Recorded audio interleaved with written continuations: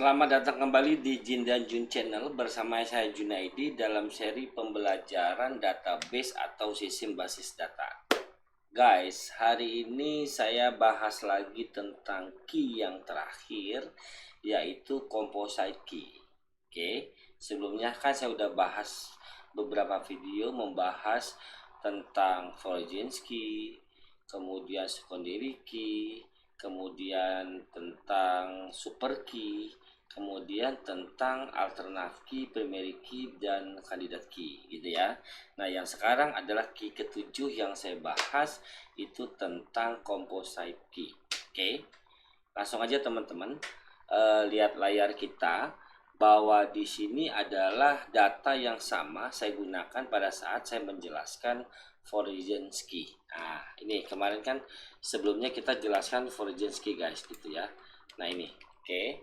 Nah, yang mau kita bahas sekarang adalah composite key. Nah, gini composite key nih guys gitu. Oke. Nah,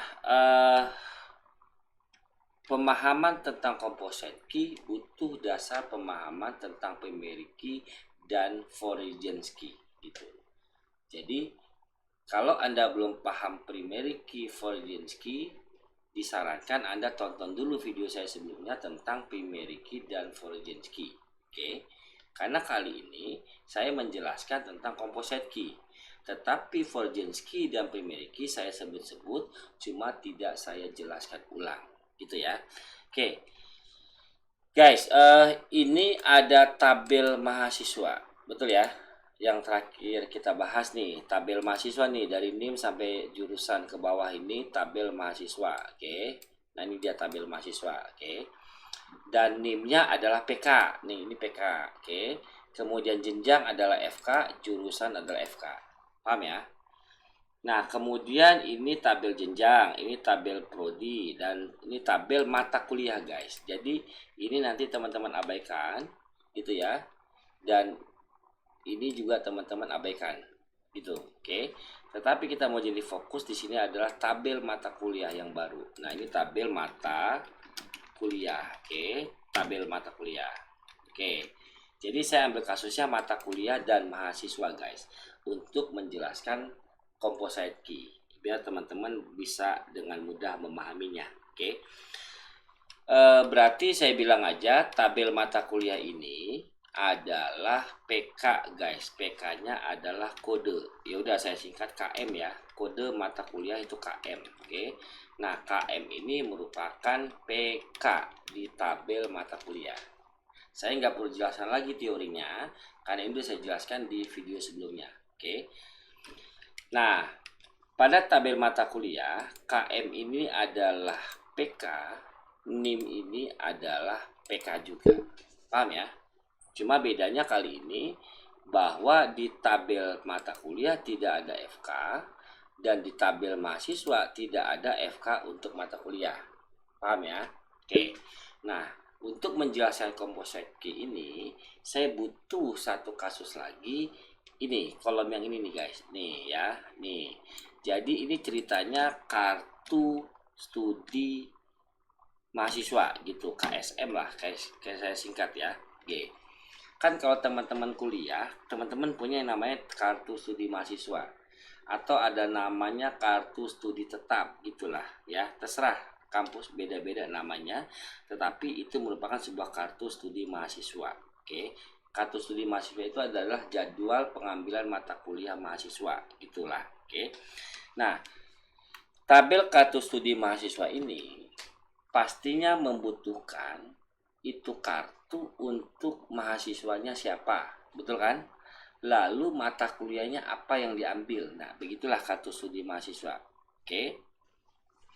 Nah, kartu studi mahasiswa ini anggaplah ini kan ini kolom mahasiswa guys. Oke. Ini kolom mahasiswa dan ini kolom mata kuliah. Jadi nanti di kartu studi mahasiswa ini kartu apa yang siapa mahasiswa yang ngambil itu NIM-nya disalin ke kolom mahasiswa. Paham ya? Nah, apa mata kuliah yang diambil itu kodenya disalin ke kolom matkul gitu. Oke, jadi bisa kita bilang bahwa ini saya hapus KSM-nya deh ya, bahwa matkul ini kan kode KM nih guys. Oke, KM ini adalah matkul, berarti mata kuliah nih matkul ini. Berarti di tabel mata kuliah KM ini adalah PK. Oke. Nah, ketika kode mata kuliahnya saya salin ke kolom mata kuliah di tabel KST, ini nama tabelnya saya rubah di sini guys ya, tabel KSM gitu ya, tabel kartu studi mahasiswa. Oke, ini dia. Saya ganti di bawah. Nah, di sini disebut FK gitu. Oke, pada saat kode mata kuliah berada di tabel kartu studi mahasiswa, maka yang dicatat kode mata kuliahnya, maka ini disebut FK. Gitu. Oke, dah. Ini saya balik nih guys, saya mau jelasin di atas biar enak nih, gini ya. Oke, ini saya turunin, saya turunin, dah. Yaudah, FK-nya saya catat di bawah ya. Pada saat ini disebut FK. FK dari mana? FK dari tabel mata kuliah yang disalinkan kode mata kuliahnya. Maka kolom ini disebut FK nih guys, gitu ya. Disebut FK gitu. Oke. Dah. Nah, ketika nih mahasiswa saya salin ke kartu studi mahasiswa ini, masuk ke kolom mahasiswa. Nah, ini NIM-nya kan begitu ya. Oke, maka di sini dia disebut FK juga gitu. Apa itu FK? Udah saya jelasin guys di video sebelumnya. Kan saya bilang, saya nggak jelasin lagi teori FK ya. Kalau teman-teman paham, tonton video saya sebelumnya. Oke, paham ya guys? Oke. Sekarang saya ulang. Saya mulai dari nol. Oke, saya mulai dari nol. Sudah. Nah, saya mulai dari nol begini. Ini saya hilangin dulu ininya ya. Saya hilangin backgroundnya. Oke. Sekarang saya mulai ceritain. Jadi begini. Pada saat penjadwalan semester, si mahasiswa, ini anggaplah mahasiswa namanya Novi. Ini Novi ya, Novi berarti saya salin NIM-nya dong, gitu ya. Novi saya salin NIM-nya. Ini kan PK nih di sini. Saya salin NIM-nya, saya masukin ke kartu studi mahasiswa. Set. Nah, masuklah NIM-nya nih. Gitu ya guys ya. Nah, ini NIM-nya guys. Oke. Nah, ini NIM-nya. Oke. Nah, kolom mahasiswa ini kan berisi PK-nya tabel mahasiswa gitu ya. Nah, ini berarti kita sebut FK kan gitu ya. Sekali lagi, tonton video saya sebelumnya tentang FK kalau teman-teman belum paham, oke. Sudah. Ceritanya mahasiswa 2019 002 itu kan ini. Oke, namanya Novi ya. Dia mengambil mata kuliah. Oke, kalau teman-teman paham, satu mahasiswa itu kan bisa mengambil beberapa mata kuliah. Betul ya? Bisa ngambil lebih dari satu dong. Oke, anggaplah ini kita copy 3 kali. Oke, ini ceritanya. NIM-nya sama nih, 2019 002, 2019 002, 2019 002. Siapa itu? Novi. Ini kan ya. Oke, dia ngambil mata kuliah agama. Oke, agama itu kodenya MK001. Saya copy ke sini. Oke. Sudah. Nah, mahasiswa yang sama juga mengambil mata kuliah Pancasila dan bahasa lah gitu ya. Oke, sehingga saya paste di sini langsung guys gitu ya. Oke, berarti NIM yang sama mengambil 3 mata kuliah yang berbeda gitu. Oke. Karena nggak mungkin NIM yang sama mengambil mata kuliah yang sama 2 kali, nggak mungkin pada waktu yang sama. Masa iya satu semester dia ngambil Pancasila juga, kan nggak mungkin. Yang mungkin adalah si Novi ini ngambil Pancasila, ngambil agama, ngambil bahasa, itu bisa gitu ya. Itu sebabnya ini mahasiswa ini muncul 3 kali yang sama dan mata kuliahnya muncul 3 kali yang berbeda gitu ya. Dengan artinya mahasiswa yang sama mengambil mata kuliah yang berbeda, 3 mata kuliah. Oke, maka mahasiswa ini kan kolom mahasiswa ini disebut FK, kolom mata kuliah ini di sini juga disebut FK. Oke, paham ya? Oke, loh, ini emang tidak unik, ini kan unik. Kenapa bukan PK? Oh, saya kasih contoh kedua guys. Tadi kan Novi. Sekarang Fahira. Fahira itu ini guys. Fahira ya, NIM-nya saya salin. Saya salin ke sini, saya copy lagi 3 kali karena dia mengambil 3 mata kuliah, gitu ya. Oke, anggaplah kalau ini mata kuliahnya agama Pancasila bahasa, kali dia ngambil Pancasila bahasa matematika. Oke, saya paste di sini. Sudah. Berarti NIM 220050016 ini mengambil mata kuliah 002, 003 dan 004. 002 Pancasila, 003 bahasa, 004 matematik, gitu ya. Oke, saya tambahkan satu lagi ATA. Nih, ini NIM-nya ATA, saya copy ke sini lagi 3 kali, gitu ya. Karena dia mengambil mata kuliah juga. Nah, sekarang dia ngambilnya bahasa, matematik dan fisika guys, gitu ya. Saya paste di sini. Oke, lengkap nih tabel KST kita, gitu ya. Oke, ini tabel KST guys. Oke, tabel KST. Sudah. Nah, dari sini kita bisa baca bahwa NIM yang sama nih 2019002 mengambil mata kuliah MK 001, 002, 003.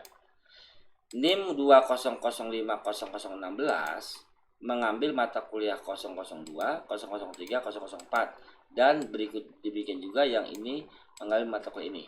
Oke. Kalau teman-teman lihat di sini, ini NIM-nya berulang guys. Ini NIM-nya berulang 3 kali, berulang 3 kali, berulang 3 kali. Maka otomatis dia bukan PK, dia adalah FK, gitu ya. Kunci tamu. Oke, saya sudah jelaskan di video sebelumnya guys. Mata kuliah juga berulang guys. Nih MK 001, ini MK 00. Oke, 001 tidak berulang. 002 ada 002. Tuh, berulang kan? 003 ada lagi 003. 004 ada lagi 004. 03 muncul 3 kali itu. Gitu ya. Oke, kenapa? Karena ada 3 mahasiswa yang mengambil 003. Ada 2 mahasiswa yang mengambil 002. Nah, ada 2 mahasiswa yang mengambil 004. Kan gitu ya. Oke. Maka di sini FK dan FK. Oke. Sudah, bukan ini yang mau saya jelasin. Oke, ini cuma pengantar. Yang mau saya jelaskan adalah di tabel kartu studi mahasiswa ini tidak terdapat primary key guys, gitu. Teman-teman coba lihat. Di tabel jenjang ada primary key namanya KJ. Di tabel prodi ada primary key namanya KP. Di tabel mahasiswa ada primary key namanya NIM. Di tabel mata kuliah ada primary key namanya KM. Tetapi di tabel KSM ini tidak ada primary key guys, gitu. Dan kita tidak mau menambahkan primary key di sini, gitu kan? Oke. Kenapa tidak ada primary key? Karena ketika kolom matkul nggak bisa jadi primary key. Karena ada kode mata kuliah yang berulang. Tadi saya sudah jelaskan kenapa dia bisa berulang. Karena ada beberapa mahasiswa mengambil mata kuliah yang sama. Sehingga kode mata kuliah muncul beberapa kali. Kalau mahasiswa juga nggak bisa kita jadikan primary key. Kenapa? Karena ada nih mahasiswa yang berulang. Kenapa? Karena ada mata kuliah yang sama diambil beberapa mahasiswa. Tadi kebalikannya. Mahasiswa mengambil beberapa mata kuliah, ini mata kuliah diambil beberapa mahasiswa. Oke. Sehingga ini pun bukan primary key. Lalu bagaimana kita menciptakan primary key di sini? Maka yang pasti gini. Ketika teman-teman bicara satu kolom, dia berulang. Tidak unik. Ketika teman-teman bicara kolom mahasiswa, dia juga berulang tidak unik. Tetapi ketika teman-teman bicara NIM mahasiswa dan kode mata kuliah, dia unik gitu. Kenapa? Karena tidak ada mahasiswa yang sama mengambil mata kuliah yang sama 2 kali di waktu yang sama. Kan nggak mungkin gitu ya. Oke. Di waktu yang sama, mahasiswa ini udah mengambil MK001, nggak mungkin lagi mengambil MK001 gitu ya.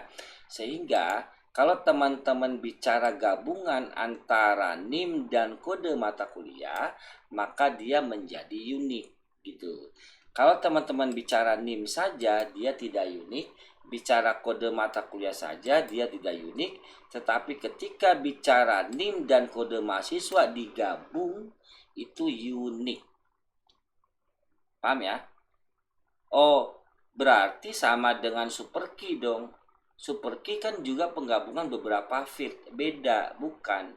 Kalau super key itu penggabungan beberapa field yang bukan key, gitu. Nah, apa itu super key? Tonton video saya tentang super key. Itu udah saya jelaskan panjang, gitu ya. Tetapi kalau ini kita bicara composite key, gitu ya.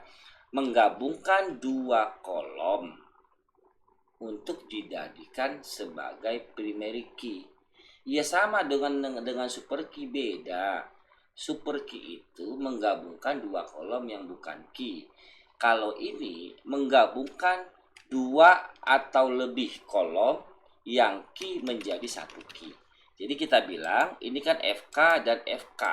Oke, saya kotakin dulu nih, saya warnain ya. Saya warnain biar enak ya. Tuh, oke. Ini FK, FK. Lalu FK ini kita gabung menjadi satu. Ini saya coba gabungkan apa ya? Sebentar. Gabungkan sel, oke.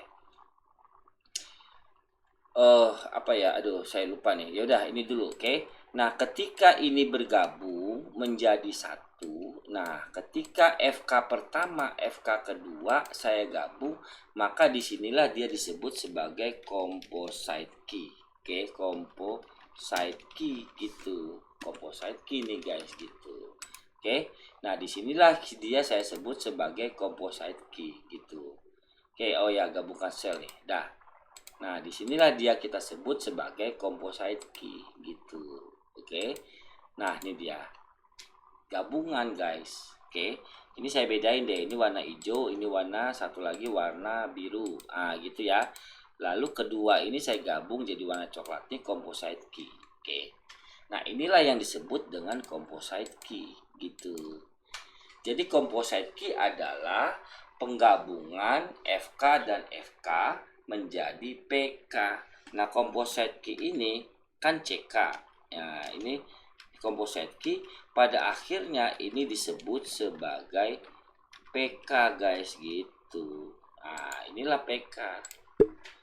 Oke, berarti saya bilang nih begini. Oke. Sudah, ini saya copy dulu. Oke. Nah, gini nih. Jadi FK dan FK digabung menjadi PK. Nah, penggabungan ini disebut sebagai composite key. Inilah PK yang kita sebut sebagai composite key. Kalau PK ini bukan composite key karena dia bukan penggabungan. Karena memang dia satu field menjadi primary key. Ini juga satu field menjadi primary key. Satu field menjadi primary key, ini menjadi primary key. Tapi di tabel kartu studi mahasiswa, dua field, dua kolom dijadikan PK. Nah, ini disebut sebagai composite key gitu. Oke. Nah, ini semua disebut sebagai composite key. Inilah yang kita sebut composite key. Oke, paham ya? Sama dong, composite key dengan super key beda. Kalau super key itu menggabungkan dua field yang bukan primary key. Yang bukan key. Tapi kalau composite key, dia pada dasarnya key di tabelnya sendiri, lalu menjadi FK di tabel orang lain, lalu FK ini kita gabungkan agar menjadi PK. Nah, itu namanya composite key. Berarti kita bilang ini adalah PK yang merupakan composite key gitu. Jadi ini adalah PK yang merupakan composite key gitu guys. Oke. Ini adalah PK yang merupakan composite key. Oke. Jadi PK itu ada dua. Ada PK murni, ada PK composite key gitu. Oke. Teman-teman boleh bilang ini FK lalu jadi PK, atau FK lalu teman-teman bilang ini CK composite key gitu. Oke. Jadi composite key itu syaratnya harus dia merupakan key lalu teman-teman gabungkan agar menjadi unik, maka disebut PK composite key. gitu guys. Oke guys, kalau teman-teman belum paham, teman-teman bisa tonton ulang video ini kembali gitu ya, biar teman-teman bisa paham. Tetapi ini adalah key yang terakhir yang saya jelaskan dari 7 key. Oke, berarti dengan video ini lengkaplah pemahaman teman-teman tentang key pada database. Saya ulang, kandidat key, primary key, alternative key, super key, secondary key, Forgeance key, dan composite key. Teman-teman sudah paham 7 key pada database. Nah, 7 key ini teman-teman pahami dengan baik karena memang ini menjadi modal dasar ketika teman-teman ingin mendalami database selanjutnya. Kalau teman-teman merasa video ini bermanfaat dan ingin video ini terus berlanjut, ya teman-teman bisa subscribe dan like, lalu bisa share agar orang merasakan manfaat yang sama gitu ya. Kalau ada hal yang ingin teman-teman usulkan konten yang saya bahas, tulis aja di komentar. Oke. Semoga materi ini bermanfaat untuk teman-teman dan untuk saya juga. Dan kita sampai bertemu kembali pada video selanjutnya. Cin dan Jun Channel mohon pamit.